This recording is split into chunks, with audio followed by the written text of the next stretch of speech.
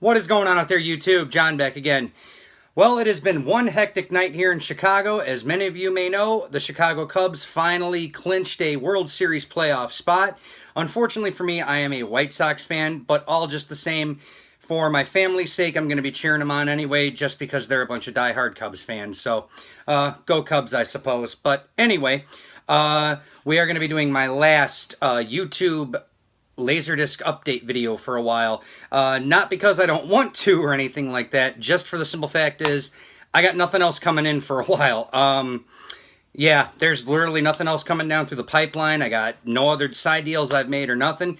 It's just been pretty slow on the front, so we're going to wrap it up hopefully. Hopefully in the next month or so we can get something going, but this is going to be it for a while. So let's kick it off with the one name you've heard me toss around a lot, Peter Biancardi. About a month or so ago, he ended up coming into a pretty good lot. And it was like, didn't cost him anything, but he basically said, hey, come on over to my house and I'll let you pick what you want after I've kept what I got. So I got a few good titles here, you know, like I said, they were all free, so figured I'd check them out. We'll start off with this one. Now, I've never seen this before, Dance of the Damned. Couldn't even tell you anything about it, just looked really interesting. This one, and I got to give a shout out to my guy, Moikey. He ended up getting rid of this and donating this one to Goodwill, Let It Ride. Just letting you know, bud, you donated off a really, really funny movie. You know, it's a very underrated Richard Dreyfuss flick, and it is very, very funny. I actually didn't see it up until a couple years ago when I had a buddy of mine tell me about it, and I found it on Netflix, and I thought it was really cool. So to get it on Laserdisc was pretty cool. This one I owned once before, but Greystoke, The Legend of Tarzan. Never actually seen this the whole way through, but the one copy I did get originally was fairly rotted. This one is not. I checked out all the sides. It's pretty clean, so I'll be looking to check that out. This one, never seen it. Looked really cool. Big Trouble. Again, I got this literally just for the cast members because there's Peter Falk, Alan Arkin, Beverly D'Angelo. So, you know, these are all actors I like, so I figured I'd check it out. This one I was told was a bad movie, and sure enough, it was a really, really bad movie. Loose Cannons with Dan Aykroyd and Gene Hackman. I never seen it, barely even heard of it. I just watched it because of the 2 stars and the fact that Bob Clark of Christmas Story and Porky's fame made this film, but yeah, it really wasn't that great. One of my all-time favorite films, just to get a full-screen copy of this, Streets of Fire. For those who don't know, Streets of Fire was filmed open matte, so there is a widescreen edition of this out there, but the full screen edition, you're not actually losing any image composition on the top and bottom, so just to get a copy of this was pretty cool. Another film, I've, again, never seen this one, but I've heard nothing but a lot of good things. Boxing Helena, been wanting to check that one out. Julian Sands is in this, he's a really good actor. Again, a lot of these films, you know, I haven't even seen. Like, I just bought them, or not bought them, I got them just to get them. This one, a lot of people are going to give me crap. I haven't seen this one either, Harlem Nights. I just heard that it's a love it or hate it movie, so I never really, you know, wanted to watch it. So, but hopefully I can amend that. This one actually looked really cool. True Believer, Robert Downey Jr. and James Woods. Only because of The Simpsons, I've even heard of this, so figured I'd check that one out too. Another one, this was sealed, so I figured, what the heck, Old Gringo. Again, never seen it, never heard of it. Picked it up anyway. Now, these last two, I have actually seen. I got this one on Blu-ray, Flatliners, but this is a really, really good movie. One of the last few good Joel Schumacher movies out there before he, you know, killed the Batman series as we know it. And lastly, from Peter, what Laserdisc collection wouldn't be complete without the widescreen edition of Ghost? Suffice it to say, as far as romantic films go, this is one of the few that I like just because of the supernatural element with it. And Patrick Swayze, as always, gives a really good performance in this. So that's it for Peter. Now, this next guy, he's been wanting to get a shout-out on YouTube for quite some time. But unfortunately, Sam Hatch already gave him his shout-out, so he gets a second one. Luke Chincata ended up getting a couple movies from him. We'll start out with pretty much my favorite Charlie Sheen flick, The Chase. I actually caught this... I'm gonna hate saying this, about 22 years ago on VHS, when one of my best friends, he told me you should rent this, and it turned out it was a really, really good movie, and I really enjoyed it, so glad to finally get that one on Laserdisc. Coming up on, and this is, again, this is just in my opinion, but this is literally the most underrated Danny Boyle flick next to The Beach, and that is A Lifeless Ordinary. Saw this on pay-per-view when I was 15, really enjoyed it. I had just come off seeing Train Spotting at the time, and I thought this was really offbeat, and it was a really cool love story. But I remember the critics really, really hated this movie, but I really didn't care because I thought it was cool for what it was. Next one up, got Money Talks with Charlie Sheen and Chris Tucker. Always liked this movie. This was, before Brett Ratner did this movie. This is before he turned into, a hack. Because I don't care what anyone says, Brett Ratner is a freaking hack. He almost killed the X-Men franchise as far as I'm concerned. So, yeah, he's still a hack. But he did do a couple good movies, and Money Talks and Rush Hour would be like the only two good ones that he did. But that aside, Money Talks, I really like that movie. It's very, very funny. And lastly from him, this one I've been chasing down on Laserdisc for a while. When Luke had it, I jumped all over it. The Negotiator. This is a great movie. Kevin Spacey, easily one of my favorite top 5 Kevin Spacey performances. The fact this is filmed in Chicago itself is pretty awesome. A lot of exteriors are filmed in Chicago, interiors were filmed in other places, but the fact this is a Chicago-based film, I really like it, and I caught this one, HBO back in the 90s, and it's still a really good movie to this day. Half Price Books, I took a trip up there a while back, and, the funny thing is, for once, I actually got two pretty good movies from up there. Ended up getting Frankenstein Unbound. Now, again, never seen it, but I've been wanting to actually see this movie. It's just, it's one of those movies you don't really find out in the wild very often. But that aside, from what I understand, it's a pretty good movie. This is a DADC pressing, but for the first 5 minutes, there's a tiny, tiny bit of speckling, but after that it clears right up, and then side 2 is 100% clean. So it's perfectly watchable, considering it only cost me $3. And this one, I've been wanting to get for a while too, Ghost Story.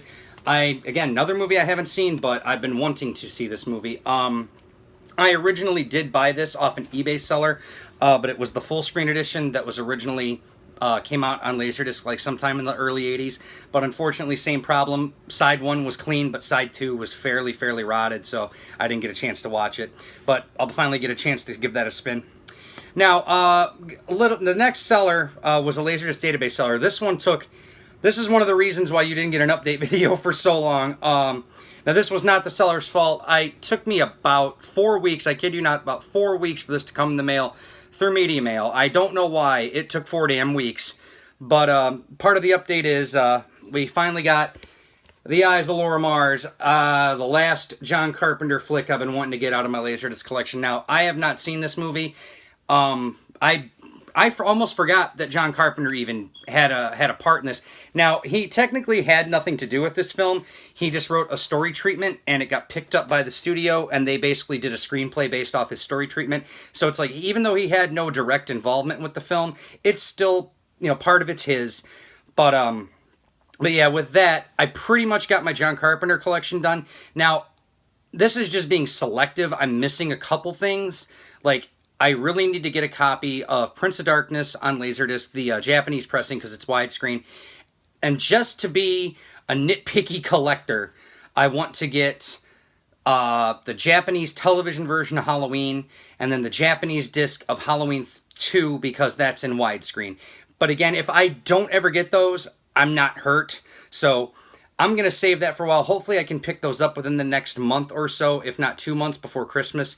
But if not, expect a John Carpenter Laserdisc collection video to come out. Or better yet, if you guys actually want me to do a John Carpenter Laserdisc collection, give me a shout in the comments. Just let me know if I get enough comments. Hey, I'll do a John Carpenter video just to show you guys all the cool Laserdisc stuff that I got. So, last person we got, and this is a name I've been wanting to drop forever, is Kevin frickin' Kobos, who came through like the man that he is. He finally got my Star Wars Laserdisc collection 100% complete. Now, before we move on, I just want to state one thing.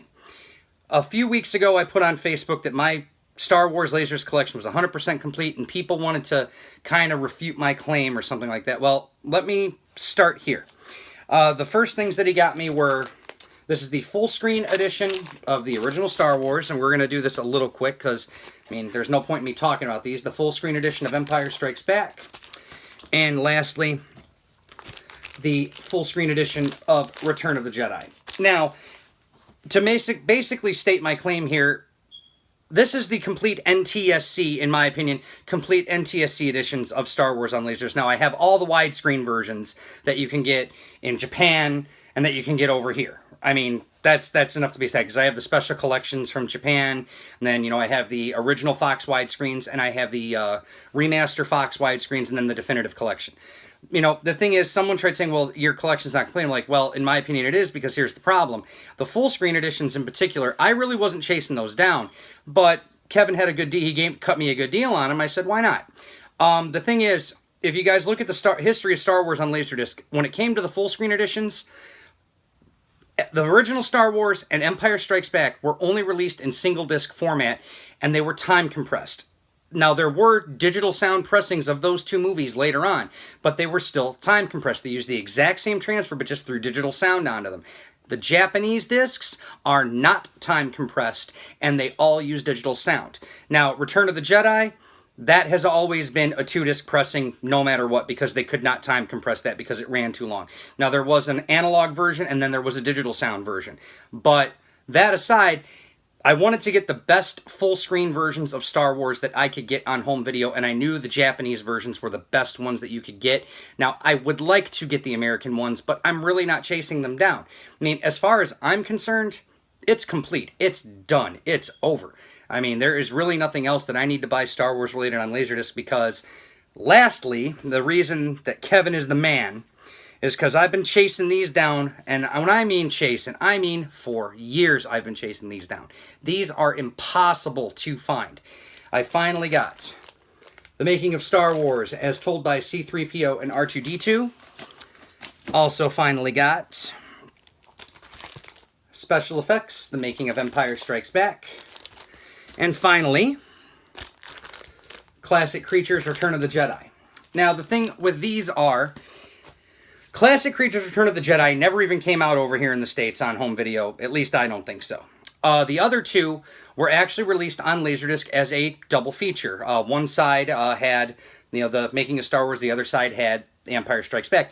The problem is that that particular disc was pressed during Pioneer's bad era, and most copies suffer from analog sound distortion and laser rot.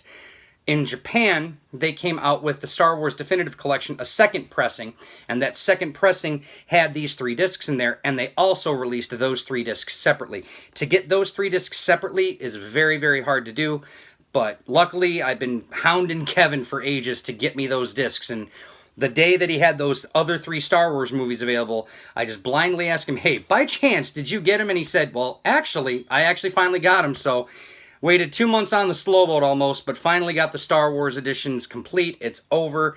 Maybe I'll track down those full-screen American editions, maybe. But I'm really not looking for them, because the only other stuff I can get is in PAL format, and unfortunately, I don't have a PAL Laserdisc player, so I can't watch them anyway, even if I tried to get them. So, on that note, guys, it's been fun doing the update.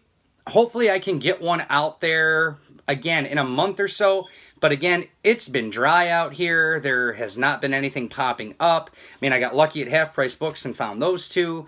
But I even tried going to one of my old spots, and they didn't even have anything. So it's getting pretty dry up here for the holidays. So if this is how I'm going to end my Laserdisc video for a while, this is a great way to end it, because the Star Wars collection's over and I finally got them done. So other people who are tuning into my channel for the Blu-ray updates, I wanted to do them tonight, but I just got Waxwork in the mail this past Monday, and I've been delving into the special features. I haven't gotten a chance to listen to the commentaries yet. I will be still doing my triple feature update. Like I said, it's going to have the Waxwork double feature. It will have Blood Diner, and it will have Chopping Mall, but I want to get more into the special features of those before I do my update video, or before I do my my Blu-ray review. So be on the lookout for that next weekend, hopefully, because I got a Halloween party to go to on Saturday night, and who knows what time I'm going to be home to shoot that video. So if I don't get it up for at least 2 weeks, oh well. Be on the lookout, guys. That's all I got to say. So as always, enjoy the rest of your weekend. Go Cubs. And as always, keep it spinning. Talk to you later, guys. Bye-bye.